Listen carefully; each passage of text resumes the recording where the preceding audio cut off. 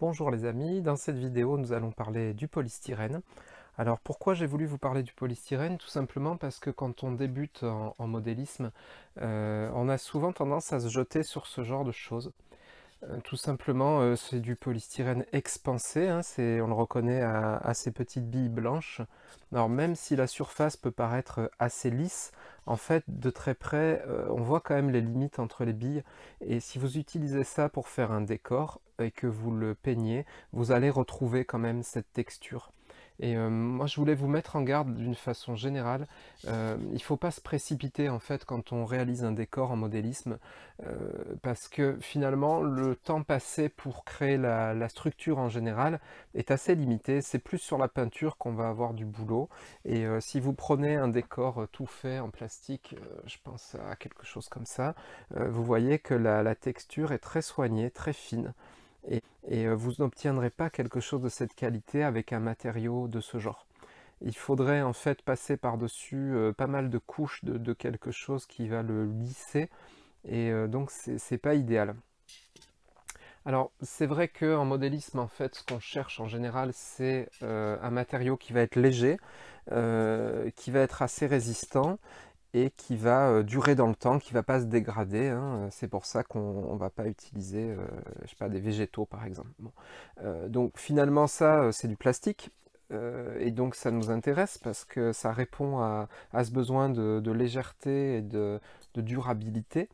Néanmoins, je vous déconseille d'utiliser ce matériau, voilà, pour les raisons que je vous ai indiquées, sauf si vraiment vous cherchez à obtenir cet effet-là, mais c'est rarement intéressant.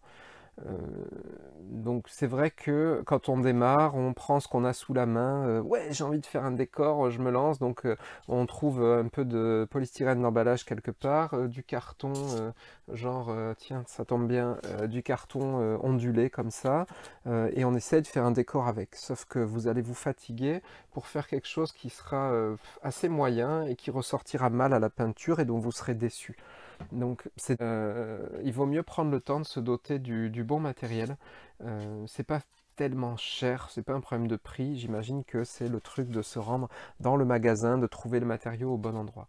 Donc moi, en termes de polystyrène, on va vraiment oublier ce truc-là et on va se concentrer sur le polystyrène extrudé que vous ne trouverez pas cette fois dans votre cuisine. Il va falloir aller l'acheter dans un magasin de bricolage, je dirais même un magasin de matériaux ou au rayon matériaux du magasin de bricolage. Hein. Souvent, c'est des drives. On rentre avec sa voiture pour acheter du ciment ou des choses un peu imposantes et vous allez trouver des grandes plaques comme ça.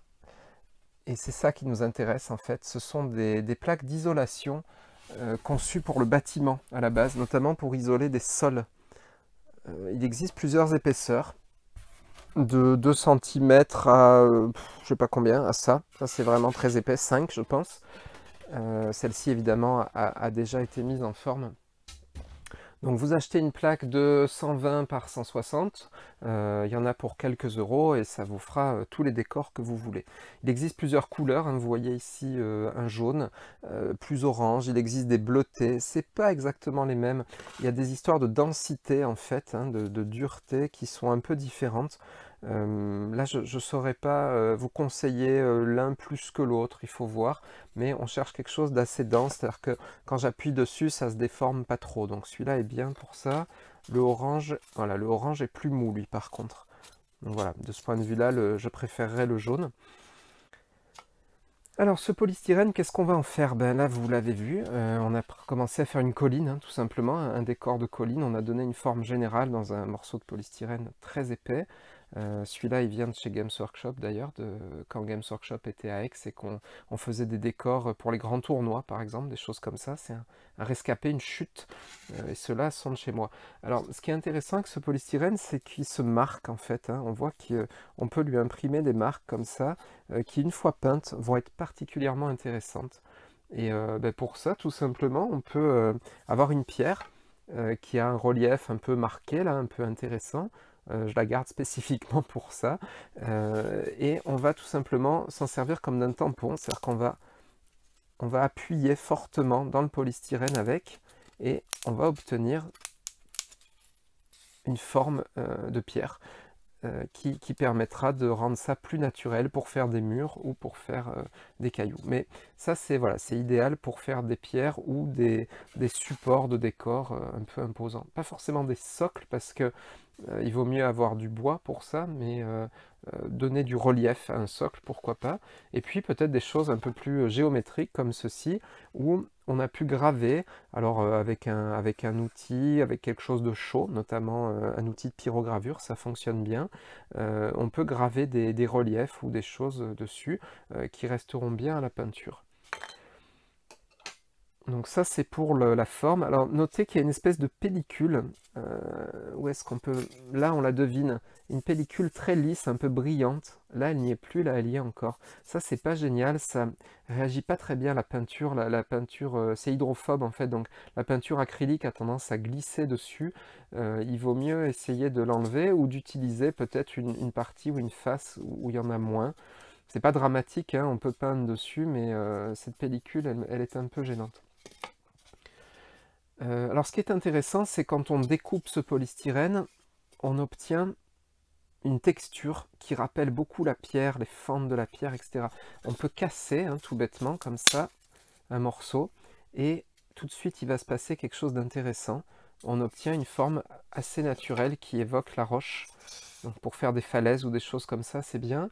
Sinon, ben, ça se travaille avec un gros cutter, bien coupant, on coupe bien, on verrouille bien la lame et on travaille sur un tapis de découpe de manière à avoir un geste précis, donc pas ce que je suis en train de faire là, et de ne pas abîmer son support.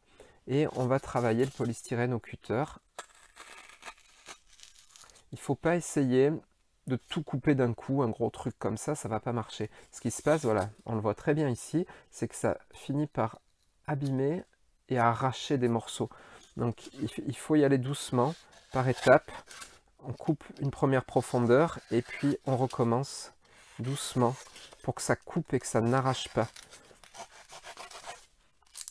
Voilà. Ça c'est arraché, ça c'est coupé. Moi j'ai un très mauvais souvenir de ces histoires-là. J'ai commencé finalement le modélisme, j'étais tout petit, je sais pas, je devais avoir 8 ans. Je voulais faire un diorama, j'ai récupéré du polystyrène dans ce genre, un gros couteau à couper le pain, et j'ai fait un geste qui était pas le bon. J'ai dû faire un truc du genre, j'insiste, et j'ai un morceau de doigt, non j'exagère, mais je me suis vraiment ouvert le doigt, ça pissait le sang, c'était pas beau à voir, je m'en rappelle encore, parce que j'ai laissé le doigt dans la trajectoire de ma lame. On va faire avec ça, c'est plus visible. Donc ça, jamais. C'est vraiment une habitude de travail d'enlever ses doigts de la trajectoire de la lame. Si la lame glisse, il faut qu'il n'y ait rien, ni doigts, ni jambes qui traînent, parce que vos mains, c'est très important et vous n'avez pas envie d'en laisser un morceau dans vos maquettes. Donc on travaille toujours loin de ses doigts. Voilà. Et plus la lame coupe, moins on a besoin de forcer, moins on a de chance de se couper, bizarrement. Donc ne pas hésiter à remplacer régulièrement la lame. Tout simplement parce que c'est du plastique ça, et en gros ça revient à couper un truc comme ça, quoi. On ne dirait pas, mais ça émousse très vite les lames, le polystyrène. Donc on met des lames neuves si possible. Et puis, il y a une autre solution pour couper le polystyrène un peu plus sophistiquée. Vous pouvez très bien vivre sans, hein, mais si comme moi vous aimez accumuler du matériel, tester des tas de trucs, ben, c'est ce qu'on appelle la pyroscie, la scie thermique. Alors Games Workshop en avait fait une, là, assez rudimentaire, qui marche à pile. On met des grosses piles hors de prix là-dedans. Et ensuite, le courant électrique va passer entre les deux pôles de la pile et va chauffer ce fil. C'est ça le plus important, c'est ce fil chaud. Et ce fil va être suffisamment chaud en fait pour entailler le polystyrène. Ça rentre comme dans du beurre. C'est exactement ce qui a été utilisé ici. C'est pour ça qu'on voit un petit peu des petites stries d'ailleurs. Ça change un peu la texture du polystyrène, le fait d'être coupé à la chaleur. C'est très efficace. Voilà, après, il faut en avoir l'usage. Il en existe de toutes sortes, de toutes marques. Moi, j'ai pas beaucoup utilisé celle-là, d'autant que je me suis fait offrir un truc encore plus sophistiqué.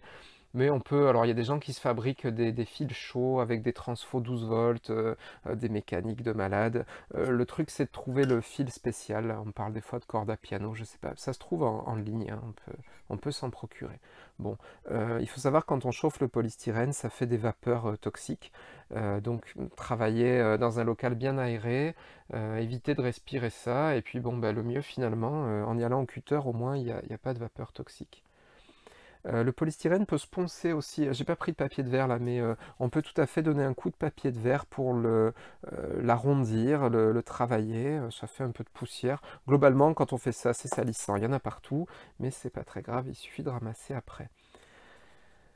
D'autres choses sur le polystyrène, pour le coller, on va utiliser de préférence de la colle à bois ou colle PVA, hein, en réalité c'est la même chose, ça c'est de la PVA Games Workshop. Ce sont des colles à base d'eau en fait, hein, c'est ça qui est intéressant. Il n'y a pas de solvant à proprement parler, et donc on va pouvoir coller du polystyrène avec sans l'abîmer. C'est un peu plus long à sécher que d'autres types de colle, mais ça finit par tenir très bien. Alors il existe, si on fait des gros travaux, des produits comme ça, de la colle polyuréthane, mastic colle PU là, c'est pas donné. Il faut un pistolet spécial, mais ça va permettre de coller des grandes plaques pour vraiment des projets ambitieux. Normalement, vous n'en aurez pas besoin. Et moi, ce qui me gêne, on a beau me dire que c'est à plus, c'est ça, hein. C'est un truc qui vous détruit les poumons. C'est dangereux comme tout. Il y a des solvants dégueulasses là-dedans. C'est dangereux pour la santé. Donc, je m'en passe. Et vraiment, ben, de la colle PVA, voilà, ça va très bien. Alors, celle-ci va être moins chère au litre, évidemment. J'en prends plutôt une qui sèche rapidement, hein. Certaines sont plus longues à sécher. Tant qu'à faire, c'est plus simple. Donc ça, c'est pour la colle. Sachant que vous pouvez renforcer, en fait, c'est assez conseillé, mettre un cure-dent, par exemple, entre vos deux pièces pour bien les maintenir quand vous les collez. Ensuite, il y a la question de la peinture, hein, puisque tout le but, ça va être de mettre ça en couleur. Et bien, ça, vous oubliez. Malheureusement, vous ne pouvez pas sous-coucher à la bombe du polystyrène, vous allez avoir de gros problèmes. Je ne vous fais pas la démo parce qu'on est en intérieur et que j'ai pas envie de respirer la bombe de peinture, mais les solvants qui sont là-dedans vont littéralement liquéfier, ronger le polystyrène.